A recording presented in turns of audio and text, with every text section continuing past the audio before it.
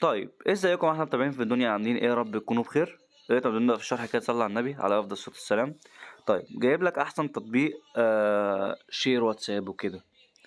التطبيق ده بقاله كتير شغال يا جدعان، التطبيق ده داخل على السنة. بس انا الصراحة كسلت اضيف لينكات تانية، فاهو التطبيق اهو يا جدعان. كنا حاطين بندق مصر في اول القايمة، وتقدر تخش تضيف اللينك بتاعك بمنتهى السهولة. هتدوس على كلمة رجاء ارسال اللينك شير خاص بك لإضافته في التطبيق، تمام. وده رقمي، ده رقم بندق مصر. وهو بقى دي ارقام ناس شير شير شير شير شير شير شير 3 شير 4 شير 5 شير، لغاية بقى ما تنزل تحت بقى كده. كل ما تدوس على الرقم منهم، يعني تدوس على علامة الواتساب اللي هي البيضة دي اللي هي في النص تحت الرقم، بيدخلك على الناس والارقام وتخش تسجلهم ويسجلوك، وهكذا الموضوع، فاهمني؟ فلو التطبيق عجبك يعني ما تنساش يعني اللايك والاشتراك والكلام ده كله.